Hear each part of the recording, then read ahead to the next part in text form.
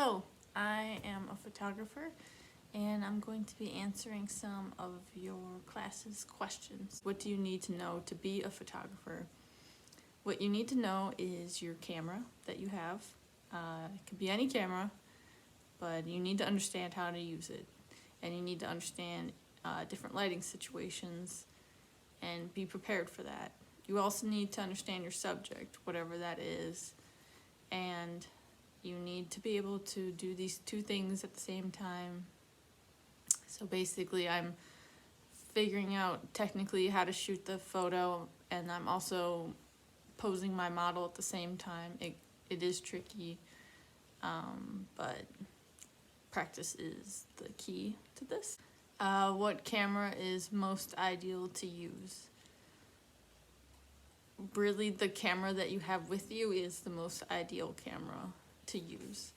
So consider that when you're looking at cameras, something that's really big, like a workhorse type of camera, like a digital SLR, it's going to be really heavy. Are you really going to bring it around? Like when I have my camera, I always have to plan for it. It's not as spontaneous as I'd like. And as I got more into photography, the bigger the camera I got. So first you start with like 35 millimeter and then go on to medium format, and then there's large format, and all of a sudden you're not shooting spontaneous photos anymore. Everything is very set up like a studio. So now there's cameras that are mirrorless, and those are like the new cameras, so I would check out that. And you know, a camera that you could take the lens off is probably the most beneficial camera. Really, you could do a lot with a little. I built my whole business on a Nikon D7000, which was a crop sensor, wasn't even full frame, but you know, I just made it work with what I had. And so it really doesn't matter what camera. Most cameras are good. Most cameras have enough megapixels, so it's just about being really good at the camera that you have. Third question is, how long have I been doing photography? And I tried to count, it's like 15 plus years. So I got into it when I was a teenager with just a simple point and shoot.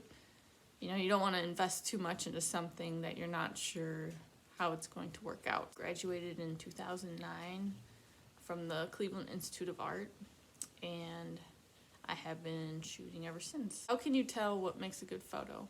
I feel like photography is in two categories. Either the image is technically very strong, but it's lacking a concept, or it has a great concept, but technically it's lacking. So if you could do those two together, then that is a great photo. There is composition to be aware of, lighting. The more well lit the photo is, the less grainy it's going to be. So if you have a noisy image, adding light would strengthen the quality of the image. Also, the editing is important. Is it overdone? Is it underdone? You know, does it have a cool tone to it? I tend to shoot warmer because I do people and I'm shooting weddings, so it just makes sense. How hard is it to take a perfect photo? And actually it's pretty hard. We're all our worst critic, so you know, it's hard to look at your own work and be satisfied with it. There's a lot of variables, and a lot of times it ends up just being like some happy accidents that turn out. I mean, it really depends on what you're shooting. So for me, it's editorial, so you know, it really depends on the situation, which sometimes I have no control over. So how many pictures a day do I take? Well, depends what I'm doing.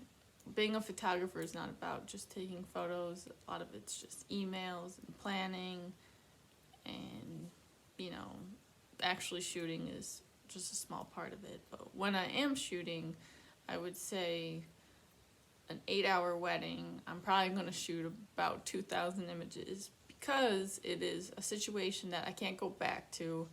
So in that situation, I think it's better to overshoot try to cover all your bases. But for a session, like a portrait session in my studio, then I'm probably not going to shoot as much because things are going to be more planned out. Like a 1 hour session, I'm probably going to shoot like 200 to 300 images and then edit down to maybe the best 150 images. So I tend to overshoot, but not everyone does. When I'm shooting at such shallow depth of field or trying to get a certain pose, then overshooting works for me. But you don't want to shoot too fast for your camera. For my camera, my Nikon camera, there's kind of like a countdown. So if I'm overshooting, the memory card can't process fast enough. So yeah, you don't want to be shooting too fast too.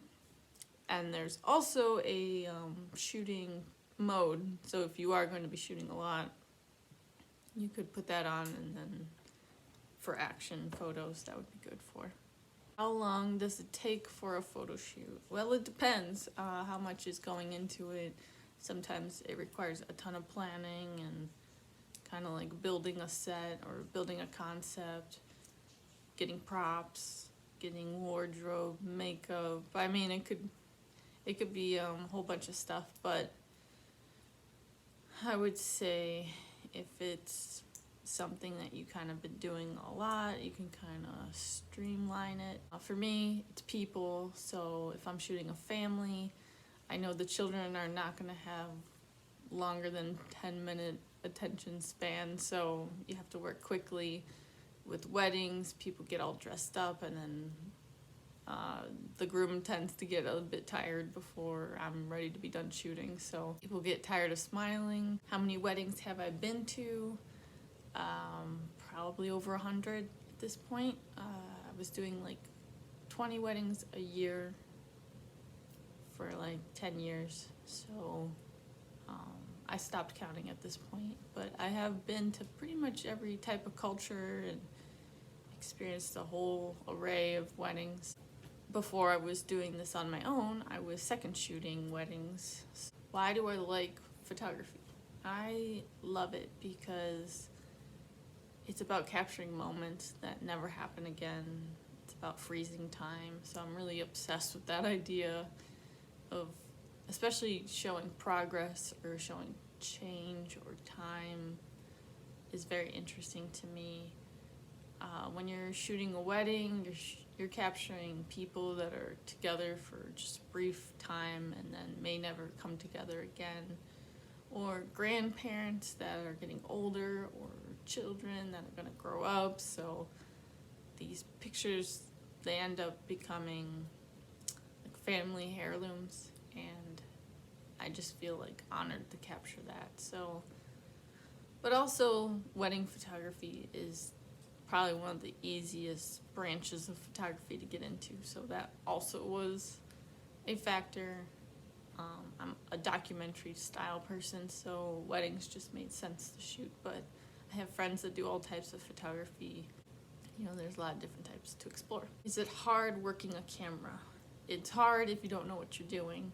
There's little things I do, like I always shoot at the lowest aperture that I can for the type of stuff I'm doing that works. You know, if it's gonna be sports or something, then, or like a family portrait with a lot of faces, then you probably don't want to do that because you don't want that shallow depth of field. So, but that just helps keep things easy. I always shoot for the shutter. I'll always shoot at 60 or above.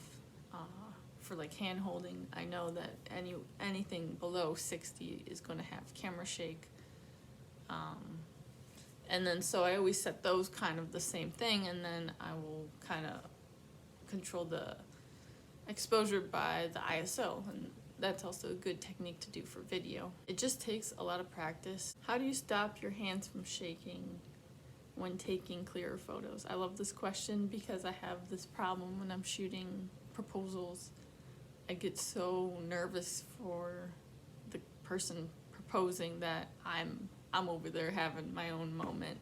Having a high ISO would help. As if it's a sunny day, it's you're gonna have a lot of light coming into the camera, and you're not gonna need that exposure to be as long. Be driving a car and shooting out the window, and if your ISO and your shutter and all that is high enough, then there shouldn't be any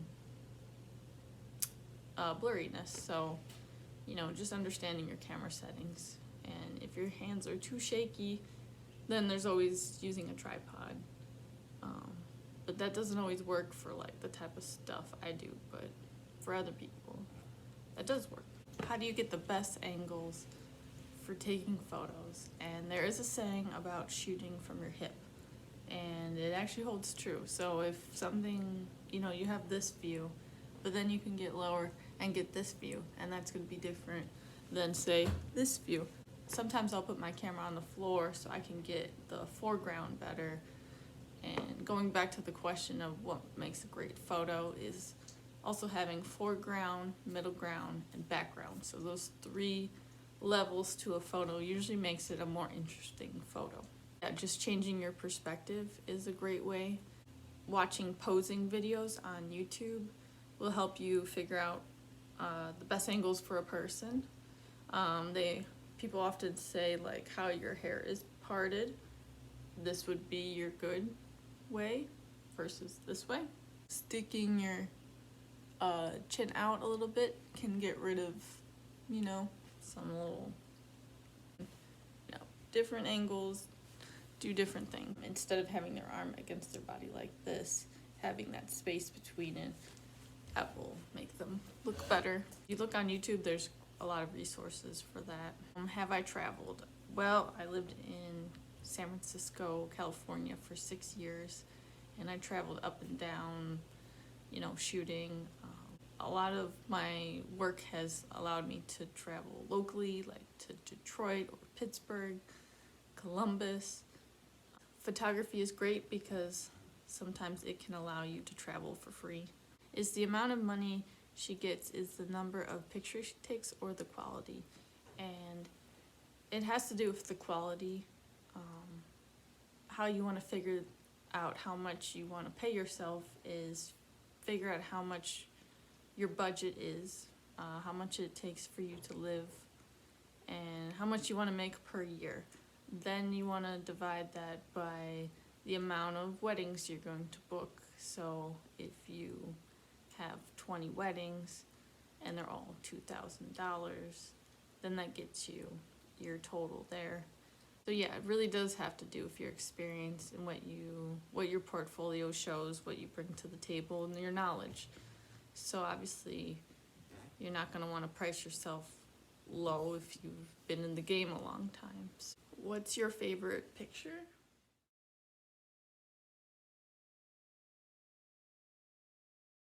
How did I learn to take pictures? I went to school, I was formally educated, but I also worked at Calumet Photographic, and I learned a lot more technical stuff at that job. A good way to learn is literally to pick up your camera every day and shoot a little something with it, and if you do that every day, over time you'll just learn, and that's how you'll get good, is just practice. And you know, how you start and how you are 5 years in is going to be different, so you really just have to put the time in. Why did I want to start taking photos? I've always been really interested in documenting things. When I got to school, I was going to do graphic design or web design or something, but I didn't want to be stuck in front of a computer all day, so I thought photography would be better. But actually, I am still stuck in front of a computer all day, so, you know. I love lots of aspects of photography. I love street photography, I love long exposure, night photography, I love macro, and I love people, and I love people in landscapes. Other people's work also inspired me to start doing it. Why do you like to photograph people's weddings? I love all the emotions you get in one day. Happy tears and stress and joy, and your great-grandmother making a speech in Russian. Going to my first wedding and experiencing it really got me into doing it again and again, shooting all the details of the wedding, and you know, capturing all the moments that people might miss because it goes by so quick. That's all my questions. Thank you.